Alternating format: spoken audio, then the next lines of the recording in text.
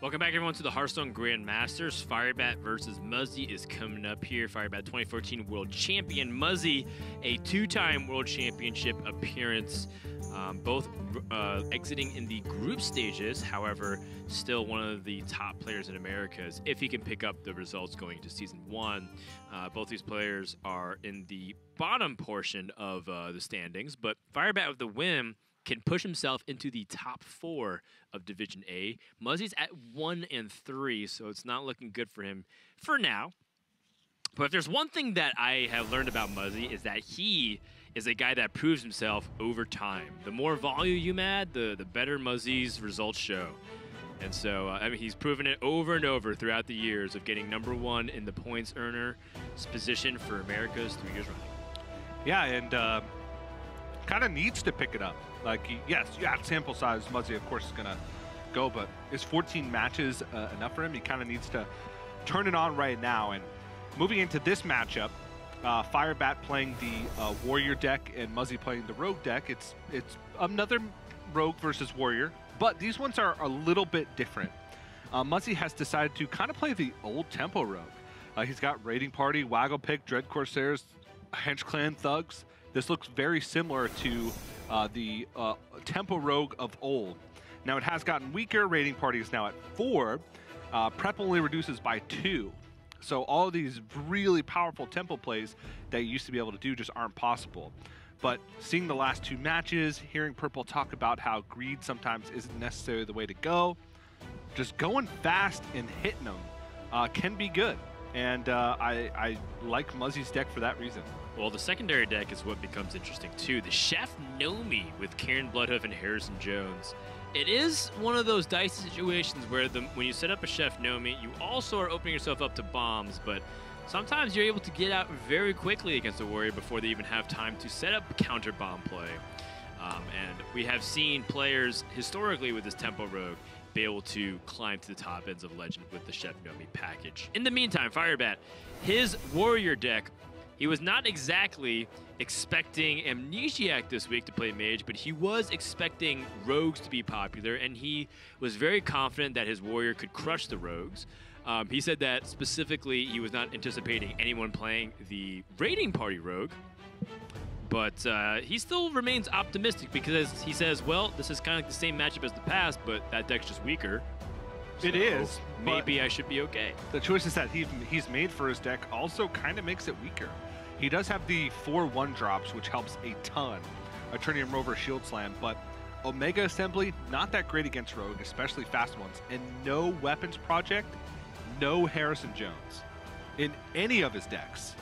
So no way to interact with Waggle Pick whatsoever, which is a very big deal, considering that with the Raiding Party version of the Rogue, Waggle Pick and Life Drinkers and Evil Miscreants with Leroy Jenkins, deadly poisons on top of that for Muzzy. Just absolutely no way to interact. So he's going to be taking a lot of damage. He needs to stabilize quick if he wants a chance. All right, going to game #1. Muzzy's hand already looking good on the play, having Hedge Clan Thug. Muzzy's looking fresh. Yeah? He looks like 4 years younger than the last time I saw him. You mean since last week?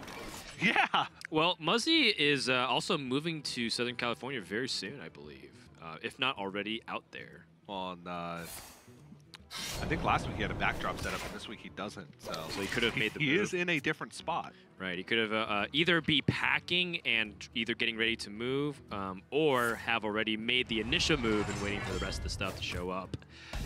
Very funny, by the way, that he has that tempo storm shirt. Look, I'm not his manager. I'm not gonna tat on him. Hey, it's a comfy chair. That's right. Some may even say it's legendary. I'd wear a chair that said TJ sucks on it if it was comfy. Hold on, TJ / sucks. Oh, sorry. But yes, you know, all jokes aside, Muzzy preparing to make a life transition. He's been trying to move to the West Coast to move into a Hearthstone house for a while, but never had the opportunity to do so. And this year, he says he's going to actually do it. Just a fun fact. Firebat starting off with the Augmented Elec just to fight back for board presence, kind of like what you were saying. TJ needs to stabilize and make sure he doesn't take enough damage, or too much damage, rather. Yeah, very important. And Muzzy, no Waggle Pig yet, no raiding party.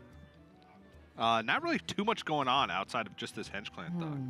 Has a decent amount of damage, but needs to pick up the value, the evil miscreants, the Waggle Pig.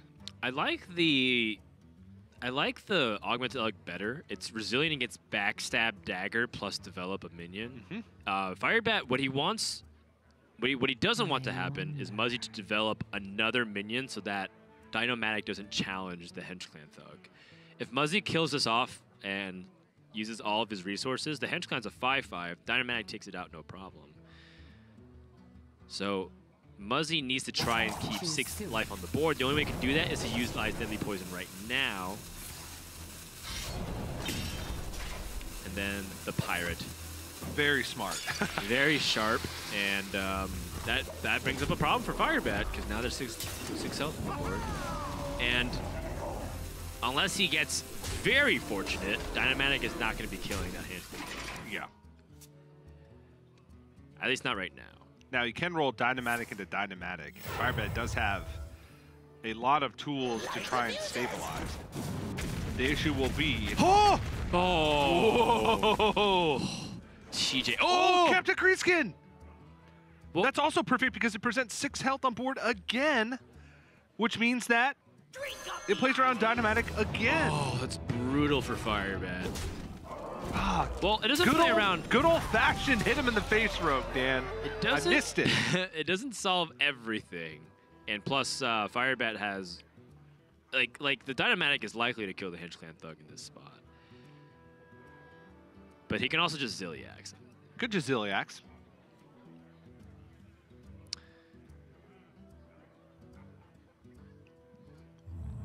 The advantage of Zilliax is that Muzzy has a 4 damage weapon and a 5 damage or 5 attack minion. It's very inefficient for him to go through, and he's already seen a backstab. Light the fuses. The upside of the the upside of the Dynomatic is you get to maybe stick a minion on the board, or maybe you well, that's pretty unlikely. 11, 14. Is that lethal? Oh. I 11, think it is. 14, 18. That's exact lethal. I think that is lethal. Wow. He can even... I mean, he could shadow step it. He didn't need to, though. He didn't need to, yeah. Oh my gosh, that's such a fast game had 3 extra damage. And Firebat's kind of just looked like, what? I mean, to be fair, Muzzy's Captain Greenskin draw was the nuts. It was the nuts.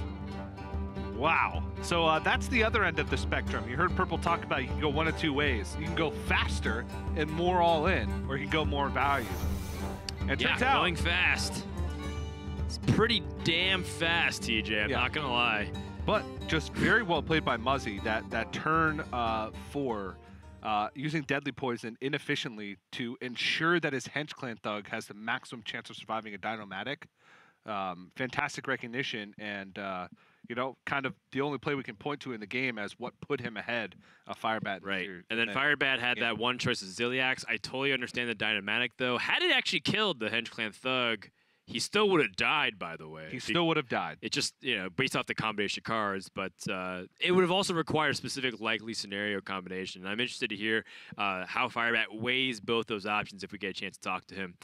Game number 1, very quick, so we're going to take a short intermission. When we come back, game number 2 between Muzzy and Firebat.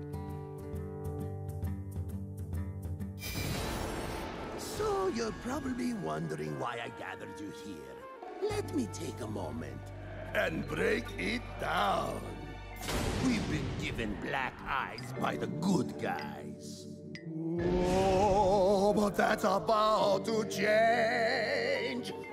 Those meddlesome mortals who've mucked up our missions will finally feel some of our pain. You see, I have a devious plan that requires a demonstrative fist. And each of you will have your dreams come true as a fiendish finger of peace.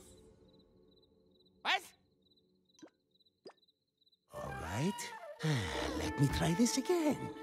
Alone all our dreams went.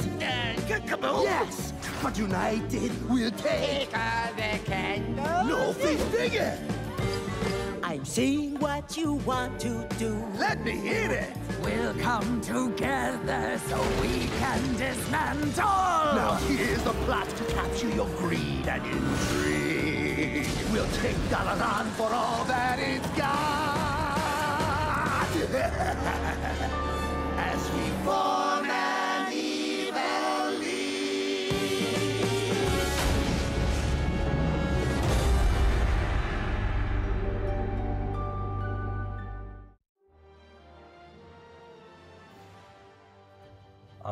Mazahidul Islam. I go by Muzzy in game. My username, as you know, my first name is Mazahidul. It's kind of difficult to say for some people, and every time someone calls you, you know, they're gonna have to say, "Hey, Mazahidul." You know, that's long, and you don't want to say that. My friend gave me a nickname, you know, like, "Hey Muzz, hey Muzzy." So I sort of just took that, and you know, name's Muzzy. I took a look at the list of players. Some of them have been more focused on streaming, I would say, in these past few years. I've participated at the highest levels of competition that they might not have appeared in. I'm the player to beat in my group, for sure. The thing that I most look forward to about competing in Grandmasters is the thrill of the competition. It's really why I play Hearthstone. It's what I've enjoyed doing for the past 3-4 years, and it's what I'll continue to enjoy doing, hopefully. I think Hearthstone Instinct is definitely my greatest skill set. I think that if I took a break for a while and didn't play the game and came back to new cards, I think I could pilot a new deck fairly well, fairly quickly. People would always mention the term burnout to me. Burnout, burnout, burnout. I didn't know what it was. I would constantly play Hearthstone all the time. I definitely want to have more titles and put my name in Hearthstone history. Welcome back, everyone, to the Hearthstone Grandmasters. Muzzy currently up 1-0 over Firebat after a very quick game number one. It was lightning speed based off that waggle pick that waggled this little fiery bat all the way home. And well, it wasn't actually the waggle pick. Sorry, it was a deadly poison that got upgraded. Yeah. So it was like a waggle pick. Going to game number two here. Do we anticipate Muzzy switching? It's definitely possible. You could go to a secondary deck which removes a backstab and SI7 agents for Harrison, Karen, and Nomi. Seems good to me. I don't think that gives him much of any downsides in the matchup. It's not that many cards. Firebat, he's not switching. There's no way that he's switching. He would give up Eternium Rovers in both matchups. He would give up Warpath and Brawl in one, and Town Crier, Wrench Calper, and Darius Crowley in the other. Right. So you can tell that he didn't, like you said, did not expect people to play the Raiding Party Waggle Pick version of Rogue. And because of that, I think his game plan is suffering. Now, like I said, he still has 4 1-drops, Town Crier, Eternium Rover. He still has Warpaths. You know, he still has ways to fight for board early, still has the full bomb package and Dr. Boom Genius. But because he has no way to deal with weapons, I think that could be his detriment overall in the matchup. But we'll see. Like Purple said, he doesn't think that the deck is unfavored against pretty much anything, which was a bold call. It was kind of funny that when we interviewed Purple, he was listing off all these decks and said, "I don't think Mage beats Warrior. I don't think Hunter beats Warrior. I don't think these greedy Rogues beat Warrior." It's like, well, those are the 3 decks that people say beat Warrior the most. So it was kind of funny to hear him say that. Yeah, I think that you can definitely see a lot of the similarities when you listen to Firebat and Purple and Soleil and Ike and all them kind of gather together to bounce ideas off. Admirable as an extension. Admirable. But at the same time, they have their specific differences and nuance of like what makes them a special player. I think for Firebat, funnily enough, he's the one that's always trying to squeeze out 1 extra damage and like trying to be aggressive, and yet he's choosing like the Warrior. Muzzy with nowhere near as good of a start as he did in the previous game. In fact, this is looking like one of those hands that Rogue beats itself. Yep. I mean, Raiding Party being at 4 mana is very brutal because then he can't like deadly poison Raiding Party the next turn. Like, Now, one thing to keep in mind is, like I said, without weapon removal, a waggle pick from Muzzy can do some insane things. Like a deadly poisoned up waggle pick is 12 damage by itself. You couple that with a life drinker, and all of a sudden you're looking at like a 12-point health swing with 12 extra damage tapped onto it. So it can definitely be something to look out for. But Evil Miscreant picked up, so at least Muzzy's got some gas. Get some cheap activators for his raiding party. Important to Shadow Step here. Evil Miscreant being at 4 life is already challenged on the board. You're already starting to see like how all the nerfs really start to add up. You know, raiding party not playable as easily. Miscreant being more vulnerable. Not that I think it would have changed too much. I think Muzzy still would have Shadow Stepped it even if it was at 5 health. Oh, this attack into the town card. That's a lot of respect. Wow. Given that Muzzy didn't have a very nice opening lackey either, maybe Muzzy's going to be hoping that these lackeys end up sticking onto the board. Firebat picks up Galvanizer. It's something to play on board, and he also has 2 mechs in hand. Right. With Dynamatic Ziliax, which means that combo can come out on turn 8. Which is very powerful. Can help him deal with like an Edwin or, yeah, an Edwin. Or like Hedgeclant Doug or Captain Greenskin. One of those things. Yeah, there's not too much that Firebat would wait for to make this better because... That Clockwork Goblin. I mean, basically, it's Clockwork Goblin and Mega Devastator are the only other minions he could hit. Yeah. I guess he could always hit a second copy of Dynamatic to make it nicer.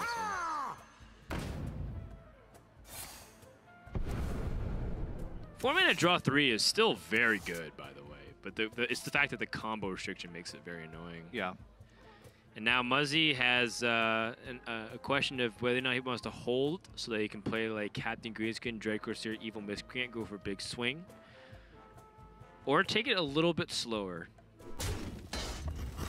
All right, wants to get the full greed off.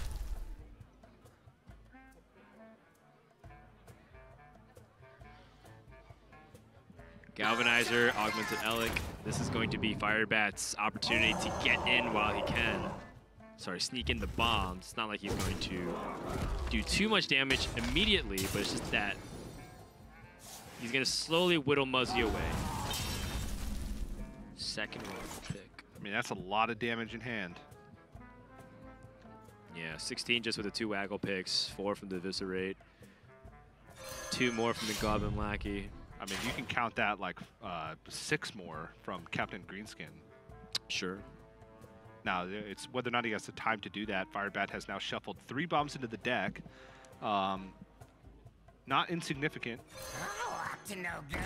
Especially since it cuts off Muzzy's ability to like Myros. Not that that's a really big deal since he has a lot of value already in hand, but always something to think about. Blood and plunder. Muzzy has the option to either swing at this Elic or play a Lackey to help him.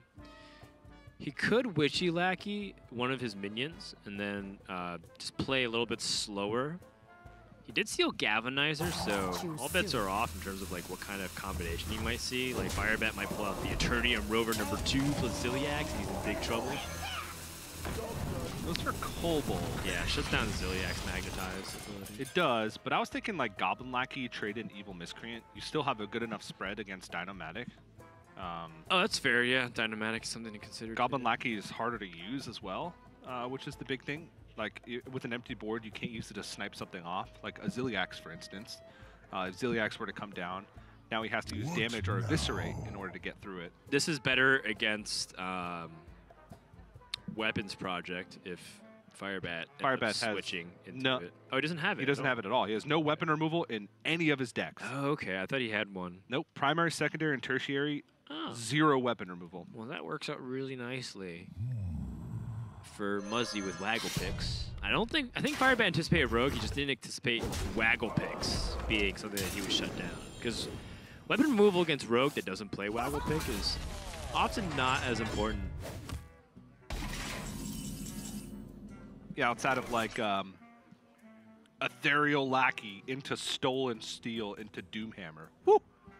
Yeah, I mean, people usually use like Harrison Jones to like help draw cards off of Rogue. That's about it. Yeah, or like Weapons Project and then draw cards. Yeah.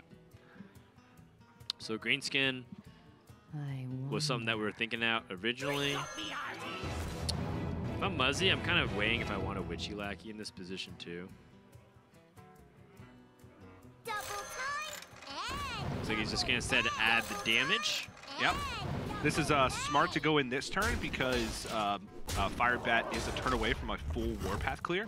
Yeah. So stacking the Goblin Lackeys onto Evil Miscreant going wide encourages Firebat to Warpath, but it means he's leaving a 3-1 or 5-1 on board and having to swing for the additional. So very smart play. Yep, Firebat doesn't have the Warpath Dynamatic clear too, because there'd be 6 health on the board after the first Warpath. Well, he could Wrench Caliber. He could Warpath Dynamatic Wrench Caliber. Yeah, it's just that he would have to. It's not clean. Yes. This plus the Dynamatic is fine, or even Zilliax. But I think Dynamatic. Well, the interesting thing about the Dynamatic first is that Zilliax can magnetize on top of it. It looks like Firebat has shifted from the previous game where it's like, you know what, I'm not going to be greedy about it.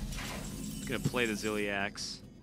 Good thing he didn't. If he played Dynamatic, he would have died. Leroy attack, Leroy prep, eviscerate. He wouldn't have even needed that, right?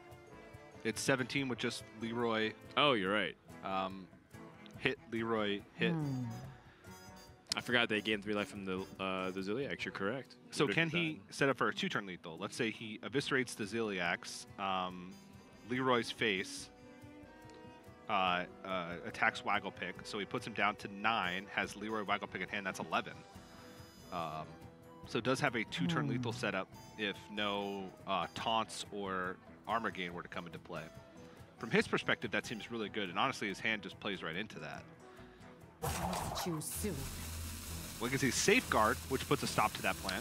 What do you think about Nomi, like, prep eviscerate? Nah, that's not good. That's interesting. Oh, is he going to get the damage in now? Yeah, I guess so.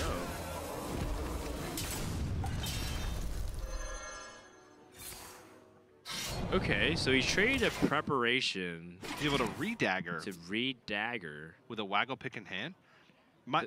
Throw off Firebat.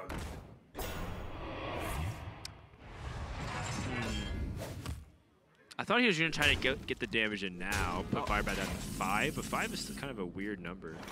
Oh, no, he wouldn't have set up for a 2-turn lethal because this Waggle Pick's only 4 damage, so it would have just been 10.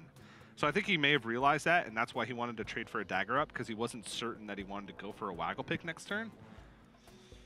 No, because without taunts, because with Zilliax gone, you'd almost 100% want a Waggle Pick next turn. That's kind of weird. Now he doesn't have prep to like activate Evil Miscreant.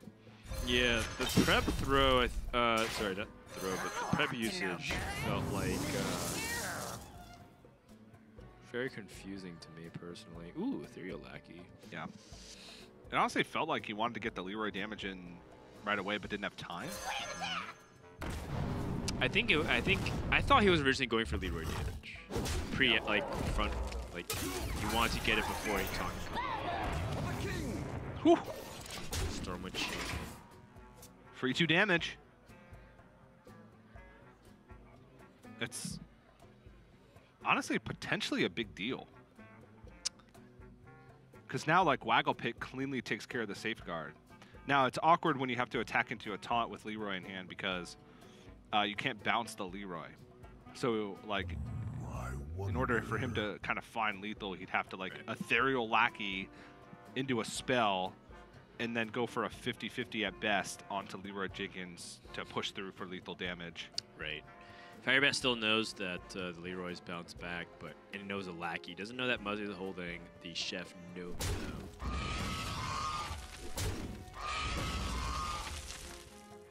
Light the fuses! Guaranteed kill on all of Muzzy's minions with the Dynamatic. All right, getting close. All right, I guess we can start with the Ethereal Lackey. Yep. So if you get a removal spell, you are fairly close to killing your opponent, but you're still far away because your Firebat's at 13 and not 12. well, he has more than 12. He has 16. Well, assuming that. Assuming. You can't, yeah. Yeah.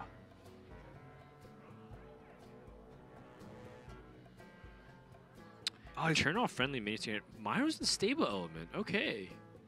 But if Firebat's holding bombs, Well, he can go Daring Escape. So many options. Leroy, Waggle.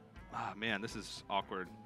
oh yeah, He can Waggle Pick, Leroy, Daring Escape, have another Ethereal Lackey, bring the Leroy back to hand, and have a massive Edwin. yes. Choose soon. So do you swing with the Waggle Pick now, or do you just go for Daring Escape? I guess. Oh, now he can play the Leroy again and then Waggle Pick to get the Leroy back So in the hand. Well, the Leroy. Nothing Daring Escape. Plus that, plus a giant Edwin. Okay, that ended up working out fairly well. The Brotherhood shall Oh, Lordy coming. Van Cleave hits the board 12-12. How does Firebat deal with that? He might have to go for a bomb out, Well, actually, he has enough armor for Shield Slam and the Militia Commander. but he knows that he's dead because he knows that there's 16 damage in hand. Okay, how about we Warpath first to evaluate?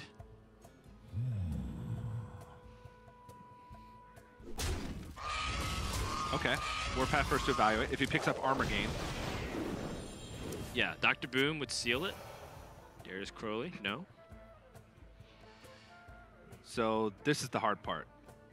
He can Warpath one more time because he still has enough mana and a Clockwork Goblin. He knows there's 16 damage in hand. Right now, he cannot go above 16.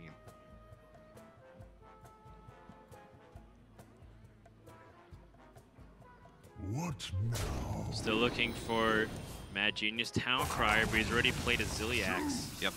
So I think it's hit face bomb plan, hope for 2 bombs in a row. I believe there'd be. Defend the gates.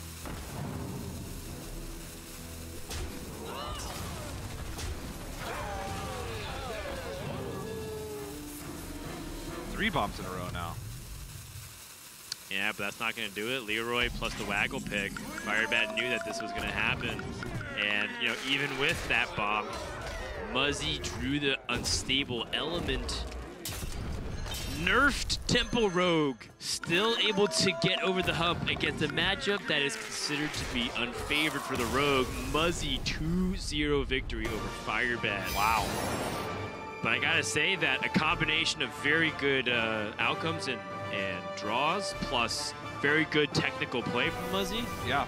The way he navigated that at the end, he could have gone for like Leroy with the Daring Escape and Right. put the Leroy back in his hand, but then I thought he was gonna hit face with Leroy and then Daring Escape, right? he put Firebat in this awkward position where he had to either remove his Edwin and get above 16. Right, which is very difficult. Which is very difficult. So just that last turn ended up being fantastic. He also gave himself the Ethereal Lackey back, which meant that he had even another chance if Firebat were to do something crazy and get above 16. Yeah.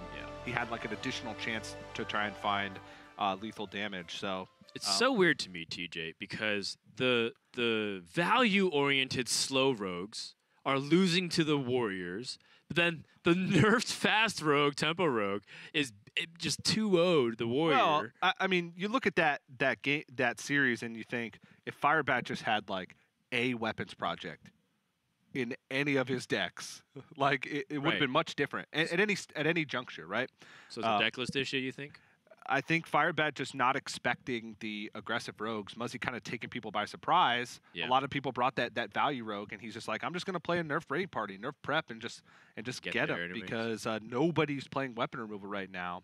And maybe they are in their secondary decks, but maybe I can get an advantage by winning with my primary and then trying to snowball from there. So definitely a good choice by Muzzy, and catching Firebat off guard ended up working out in his favor. We have Muzzy on the line joining us for a couple words on his victory. Muzzy, you there? Yeah, what's up, guys? Not much, man. How's everything going to week number 3? Tell me a little bit of decision choosing to bring a nerfed tempo rogue from the past. So yeah, at the start of this week, sort of the flavor was that everyone's playing this Shark Rogue deck, right? So I go into testing and I see, okay, I guess it's decent against Mage, it beats Mages. How does it do against Bomb Warrior? I tried it against Bomb Warrior and it just lost over and over. All the Bomb Warrior has to do, since they don't apply enough aggression usually, is just go face, like Wrench Calibers, everything face, just hold off and then just use your removal. And I found they can't kill you in time. So I was like, if this doesn't beat Bomb Warrior, I was potentially expecting Bomb Warrior from one of my opponents. So I look back and I saw Crane tweet that you always play raiding parties. So I was like, okay, maybe I'll give it a try. I mean, that deck in the past was very strong against Warrior, I feel, especially now since they're cutting Weapons Project and Weapon Destruction. It should be even better. So I went into testing, and yeah, it was absolutely crushing Warrior in practice, even when it had Weapons Project in. Wow, yeah, it worked really nicely out there too. So this was Crane's idea, or this was just like you saw that as a meme and you kind of gave it more testing yourself? Well, the day prior to seeing it, I kind of was like, when we were testing the with Sand, when we were testing the Shark Rogue, I kind of was like, what if you just play like old raiding parties? It's still good. And then we laughed it off, kind of like a joke. And then the next day, like, I saw Crane's tweet, so I played it against myself a bunch of times, and it was performing really well. And I'm like, okay, this deck's still OP, I guess. Still really, really strong. Muzz, I heard that you were either in the process of moving to California, or are you already in California? Is that kind of what's going on right now? Monday, so tomorrow. So Sunday, June 2nd is my birthday, and then sort of as like my 22nd birthday to myself, I guess, I'm moving Monday to California. So that's why you don't see my backdrop in the background. I had to pack it up. Pack everything up. Wow, shipping across country. Well, happy early birthday. I mean, maybe the birthday weekend ends up with 2 big W's. Any questions for Muzz? Oh yeah. Can I mention something? All right, the second game, I should have gone Chef No Me Evolve. I don't know why I played the Leroy for whatever reason.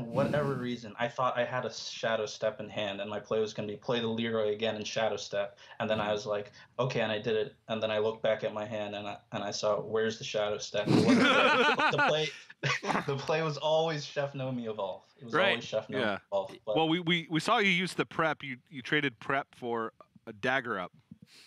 Yeah. And then I thought you had something wonky in mind. It was something really elaborate. I was like, yeah, I thought kind of Chef Nomi was coming out there. But yeah, no, definitely a funny moment. But hey, it happens, and it worked out nicely anyways. So all good. Any questions here from Muzz, TJ? No questions. Congratulations, Muzz. Fun to watch Rogue hit face once again, as it should be. Hopefully we'll see more of it in the next few weeks. Yeah, absolutely. Get packing, have a safe trip, and of course, see you later this weekend for your second match. Thanks, guys. All right, so Muzzy climbing back in the standings, as he rightfully should be. It just feels weird if Muzzy's just like not at least doing well in his region. That's kind of where he's kind of been crowned as the King of Americas for the past few years. And I think a little bit of invigoration, taking a break between Worlds and the Grandmasters, and learning the Specialist format more.